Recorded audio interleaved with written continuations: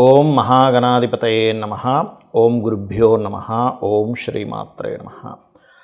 పరమేశ్వర స్వరూపమైనటువంటి జ్యోతిష, వాస్తు మరియు ఇతర అనేకమైనటువంటి శాస్త్రములను మనకు అందించినటువంటి మహర్షులకి నమస్కారం. హయగ్రీవ హయగ్రీవ హయగ్రీవేతియో వదేత్తస్య నిస్సరతే వాణి జహ్నుకన్యా ప్రవాహవత్. అరుణాం కరుణాతరంగితాక్షీం ధృతపాశాంకుశపుష్పబాణచాపాం అనిమాదిభిరావృతాం మయూకైః అహమిత్యేవ విభావయే భవానీం. శ్రీమాత్రే నమః. ప్రేక్షకులకి ఆ లలితాంబిక అమ్మవారి యొక్క అనుగ్రహం పరిపూర్ణంగా కలగాలని మనస్ఫూర్తిగా కోరుకుంటూ మనం ఈరోజు వార ఫలితాల్లో 15వ తేదీ నుంచి 21వ తేదీ వరకు ఉన్నటువంటి గ్రహస్థితి ఏ విధంగా ఉంది అని చెప్పి చూసుకున్నట్లయితే, వృషభంలో గురువు ఉన్నాడు వక్రించి, అదేవిధంగా చంద్రుడు కూడా కలిసి ఉన్నాడు. ఈ చంద్రుడు కర్కాటకం నుంచి సింహం వరకు ఉంటుంది ఈ వారం రోజుల ప్రయాణము. కుజుడు కూడా కర్కాటకంలో వక్రించి ఉండడము, కన్యారాశిలో కేతువు మనకి ఈ వక్రగతి పోతుంది. వృశ్చికంలో ఉన్నటువంటి బుధుడికి వక్ర త్యాగం అవుతుంది. రవి ధనస్సులోకి వస్తున్నాడు ఈ 15వ తేదీ నుంచి. అదేవిధంగా శుక్రుడు మకరంలో, శని కుంభంలో, మీనంలో, రాహు యొక్క సంచారం జరుగుతుంది. ఈ యొక్క గ్రహస్థితిని అనుసరించి ద్వాదశ లగ్నాల వారికి, లగ్నం తెలియని వారి రాసులకి ఏ విధమైనటువంటి ఫలితములు జరగనున్నాయి, ఏ యొక్క విషయంలో కాస్త జాగ్రత్తగా ఉండాలి, మరియు ఎటువంటి పరిహార మార్గం చేసుకోవాలి అనేటువంటి విషయాల్ని చెప్తుంది నేనైనప్పటికీ కూడా చెప్పేస్తుంది సాక్షాత్ లలిత అమ్మవారిగా భావిస్తూ ఒక్కొక్క లగ్నం లేదా రాశి గురించి మనం తెలుసుకుందాం. కుంభలగ్నము, కుంభరాశి. కుంభం వారి కనుక చూసుకుంటే ప్రస్తుతం మీకు ఏలిన్ నాట్స్ అని జరుగుతుంది. దీనివల్ల ఏమీ కొంపలు ములిపోయేది ఏం లేదు, గుర్తుపెట్టుకోండి. కొంచెం స్ట్రెస్ ఉంటుంది, శారీరక స్ట్రెస్ మాత్రమే ఉంటుంది. ఇది మీరు ఫిక్స్ అవ్వండి. మనము ఏదైతే ఫిక్స్ అవుతామో మైండ్లో అది జరుగుతూ ఉంటుంది. బికాజ్ ఆఫ్ మన బ్రెయిన్ మోస్ట్ పవర్ఫుల్, గుర్తుపెట్టుకోండి. అలాగే ఆన్లైన్ త్రూగా అంటే ఈ శ్రమ పోవాలంటే ఏం చేయాలంటే సింపుల్గా ఏం లేదు, ఓం అనాకలిత సాదృశ్య చుబుక శ్రీ విరాజితాయ నమః చేసుకోండి, అద్భుతంగా ఉంటుంది. ఫైనాన్స్ ప్లేస్లో అంటే ధనస్థానంలో రాహు ఉన్నందుకు ఆన్లైన్ రిలేటెడ్, సాఫ్ట్వేర్ రిలేటెడ్ ఇట్లాంటి వాటి మూలంగా ధనయోగం రావడం, ఆన్లైన్లో చేసే ఏ బిజినెస్ ద్వారా అయినా ధనయోగం వస్తూ ఉంటుంది. కాకపోతే మీకు ఇక్కడ ఏంటంటే కొంచెం అన్నదమ్ములు వరుస వాళ్ళతోని, లేనట్లయితే కొన్ని ప్రేమ వ్యవహారాల సంబంధంగా, లేదంటే సంతానం సంబంధించిన విషయాల్లోని కొంచెం అగ్రెసివ్గా కొన్ని నిర్ణయాలు తీసుకోవాల్సి వస్తూ ఉంటుంది. చేస్తున్నటువంటి ఉద్యోగ సంబంధించినటువంటి విషయాల్లో కూడా కొన్ని మార్పులు చూపిస్తున్నాయి. బికాజ్ ఆఫ్ 10th లార్డ్ ఎవరైతే ఉన్నారో 6వ స్థానంలో ఉండి వక్రించాడు ఈ 10వ అధిపతి. కాకపోతే బుధుడు 10వ స్థానంలోకి వచ్చినందుకు జాబ్ ఒకటే కాకుండా ఇంకేదైనా కొత్త బిజినెస్ కూడా ప్రారంభించడము, సైడ్గా అంటే గుట్టుగా చేసుకోవడం, కొన్ని ఉంటాయి చూడండి, బయట ఎవరికి చెప్పరు. కాకపోతే లోపలే కొన్ని బిజినెస్ స్టార్ట్ చేసుకుంటారు ఆన్లైన్లోనే అట్లా. ఎందుకంటే అందరికీ చెప్పి మళ్ళీ అది ప్రచారం ఈ తలనొప్పి ఎందుకని. సో అటువంటివి బలంగా చూపిస్తున్నాయి. అండ్ అలాగే ఈ వివాహ సంబంధించినటువంటి విషయంలో ఏదైనా బ్యాంకింగ్ సెక్టార్స్లో ఉండేటువంటి వారికి అండ్ టీచింగ్ లైన్స్లో ఉండేటువంటి ఇట్లాంటి వాళ్ళతో మీకు వివాహ సంబంధాలు కుదిరే ఛాన్సెస్ ఎక్కువగా కనిపిస్తున్నాయి. అందులోని కొంత మీకు బంధువర్గంలో వారితో వివాహ సంబంధాలు కుదురుతాయి. పూర్వీకుల ఆస్తులకు సంబంధించిన విషయంలో గతంతో పోల్చుకుంటే కొన్ని అంటే ఇప్పుడు తాతగారు ఆస్తుంది అది కొంచెం విభజనకి ఇట్లాంటివి ఎక్కువగా చూపిస్తున్నాయి. కాకపోతే ఈ వారం ఎక్కువగా మీకు ఉద్యోగ అవకాశాలు ఎక్కువగా వస్తాయి, గుర్తుపెట్టుకోండి.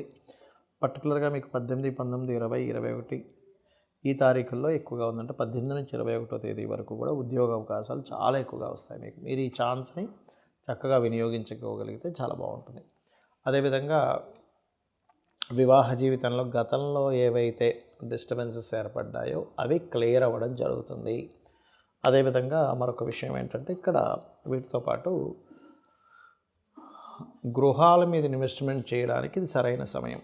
గృహం మీద కానీ వాహనం మీద కానీ ఇన్వెస్ట్మెంట్ చేయడానికి. కాకపోతే ఈ శుక్రుడు 12లో ఉండడం మంచిదే, కానీ కేతువు దృష్టి ఉంది కాబట్టి ఇన్వెస్ట్మెంట్స్ చేసేటప్పుడు గృహం మీద కానీ వాహనం మీద కానీ ఇన్వెస్ట్మెంట్ చేసేటప్పుడు గణపతి ఆలయాలకు వెళ్ళి లేదా గణపతిని మనస్ఫూర్తిగా తలుచుకొని ఇన్వెస్ట్మెంట్ చేయండి. అప్పుడు ఎటువంటి ఆటంకాలు, ఇబ్బందులు అనేటువంటివి రావు. ఇక మీరు చేయవలసినటువంటి దేవతారాధన లక్ష్మీనరసింహస్వామి ఆరాధన, లేదా వరాహ స్వామి యొక్క ఆరాధన, వారాహి అష్టోత్తరాలు, విష్ణువు యొక్క ఆరాధన ఎక్కువగా చేయండి. అన్ని విధాలా మీకు బాగుంటుంది. మనం ఈరోజు జ్యోతిష్శాస్త్రంలో లేనటువంటి విషయాల్ని ఉంది అని అనుకొని అపోహపడే విషయాల గురించి మనం మాట్లాడుకుందాం. ఇవి చాలా ముఖ్యమైనటువంటివి. ఎందుకంటే కొంతమందికి చూడండి, ఆశ్లేష నక్షత్రము అత్తగారికి గండము అంటారు.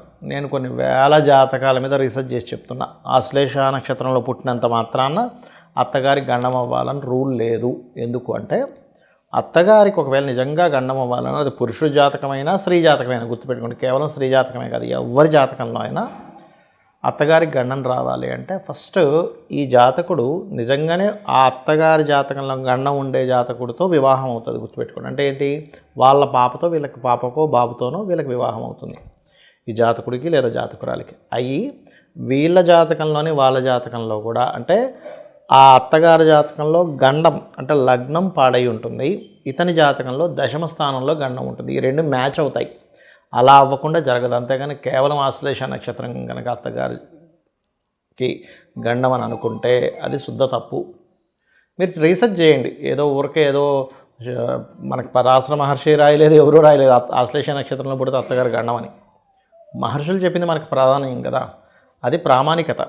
కాబట్టి నేను రీసెర్చ్ చేసి చెప్తున్న అంశం ఏమిటి అంటే కొన్ని వేల జాతకాలు తీసుకొని చెప్పినటువంటి అంశం ఇది నేను చెప్తుంది. కాబట్టి ఇట్లాంటి అపోహల్లోకి వెళ్ళకండి. అలాగే మూలా నక్షత్రం స్త్రీని జాతకం చేసుకుంటే మూలంలో వాళ్ళు పోతారంటారు. అట్లాంటివి ఏమీ జరగవు. ఎందుకంటే మూలా నక్షత్రం సరస్వతీదేవి యొక్క నక్షత్రము, గుర్తుపెట్టుకోండి. కాబట్టి ఇటువంటి అపోహల నుంచి మొట్టమొదటిగా బయటికి రండి. ఇక రెండో విషయం ఏంటంటే కాలసర్పదోషం ఉందండి జన్మజాతకంలో, అమ్మో ఇంకా ఏమీ అసలు పనికిరాదు, జీవితం మొత్తం ఇంకా అయిపోయింది అనుకుంటాం. నేను ఒక విషయం చెప్తాను. కాలసర్పదోషం అంటే రాహుకేతువులు, అంటే ఉదాహరణకి ఇక్కడ రాహు ఇక్కడ కేతువు ఉన్నాడు కదా, ఇక్కడనే కదా ఎక్కడైనా రాహుకేతువులు ఆపోజిట్ డైరెక్షన్స్లోనే ఉంటాయి. ఒకవైపు అన్నీ అంటే ఈ గ్రహాలన్నీ ఇటువైపు కానీ ఇటువైపు కానీ ఉంటాయి. అంటే రాహుకేతువులకి ఈ రాశి నుంచి ఈ రాశి లోపల కానీ అటు కానీ ఇటు కానీ ఉండి ఒక గ్రహం కూడా లేకపోతే బయట వైపు దాన్ని కాలసర్పదోషం అంటారు. మీరు ఒక్కసారి నెట్లోకి వెళ్ళి ఇప్పటి వరకు ఎన్ని దేశాల్లో ఎంతమంది ప్రెసిడెంట్లు ఉన్నారో వారి జాతకాలు తీసుకోండి. వాళ్ళల్లో 90% ఆఫ్ ప్రెసిడెంట్లకి, సీఎంలకి, లేకపోతే పెద్ద పోస్టులో ఉండేటువంటి వాళ్ళకి కాలసర్పదోషం ఉంటుంది. అంటే ఏదైనా సరే మనం ప్రాక్టికల్గా ఆలోచించాలి. ఒక్కసారి మీరు కనుక ఆలోచిస్తారో నిజమే కదా, ఇంతమందికి మరి ఈ 90% ఆఫ్ ఉంటే వీళ్ళు ప్రెసిడెంట్లు ఎట్లా అయ్యారు అని ఒక్కసారి ఆలోచించాలి. ఎందుకంటే ఒకటే గుర్తుపెట్టుకోండి, ఎక్కడా పర్సనల్ చార్ట్కి అప్లై చేయమని లేదు కాలసర్పదోషాన్ని. కాలము అంటే పలానా దగ్గర సునామీలు, భూకంపాలు, లేకపోతే పెద్ద విపరీతమైన వర్షాలు, కరువులు, కాటకాలు, యుద్ధాలు, వీటి గురించి ప్రిడిక్ట్ చేయమని ఉంది శాస్త్రంలో. అంటే ఆ కాలంలో ఆ గ్రహాలని ఒకవైపు వెళ్ళిపోయి ఏ దేశాల మీద ప్రభావం చూపిస్తుందో దాన్ని బట్టి అలా చెప్పారు. ఆ సంవత్సరానికి రాజు ఎవరు, ఆ రాజు ఎవరయ్యారు, ఏ గ్రహం అయింది, ఒక్కొక్క దేశానికి ఒక్కొక్క రాశిని ఆపాదించారంటే మొత్తం దాన్ని తీసుకొని దాని మీద మనకి సర్వతోభాద్ర చక్రపరంగా వ్యధలు ఎక్కడ ఏర్పడుతున్నాయి దాన్ని బట్టి చూసి చెప్పమని చెప్పారు. అంటే జన్మజాతకంలో చూసేసుకుని కాలసర్పదోషం నాకేం పనికిరాదు అనుకుంటే దానంత మూర్ఖత్వం మరొకట్లేదు, గుర్తుపెట్టుకోండి. ఇదొకటి. ఇక మరొక విషయం చెప్తాను నేను మీకు. ఏలినాటి శని, అర్ధాష్టమ శని, అష్టమ శని, గుర్తుపెట్టుకోండి. ఇవి రాగానే ఇంక జీవితం మొత్తం ఇంకా అయిపోయింది, క్లోజ్ అయిపోయింది అనుకుంటారు. అసలు అలా లేదు. నేను మీకు చాలా వీడియోలో చెప్పాను. ఇప్పుడు కాదు 10 సంవత్సరాల నుంచి చెప్తున్నా. అయ్యా స్వర్గీయ ఎన్టీ రామారావు గారు ఏలినాటి శనిలోనే సీఎం అయ్యారు. ఎందుకు మన పీఎం గారు కూడా ఏలినాటి శనిలోనే ఆయన పీఎంగా నడిచింది మొత్తం కూడా. ఇప్పుడు కూడా అర్ధాష్టమ శని నడుస్తుంది. మరి అలా అంటే ఆయన పీఎం అవ్వకూడదుగా ఏలినాటి శని నడిచేటప్పుడు. అదేవిధంగా జగన్ లాస్ట్ టైం జగన్ గెలిచినప్పుడు కూడా అష్టమ శనిలోనే గెలిచాడు ఆయన. అలాగే చంద్రబాబు నాయుడు గారు కావచ్చు, ఎవరైనా గుర్తుపెట్టుకోండి. ఎందుకంటే మనకి శని శ్రమనివ్వాలి కాబట్టి వర్క్ ఇస్తాడు. కాకపోతే ఏంటంటే శ్రమిస్తాడు.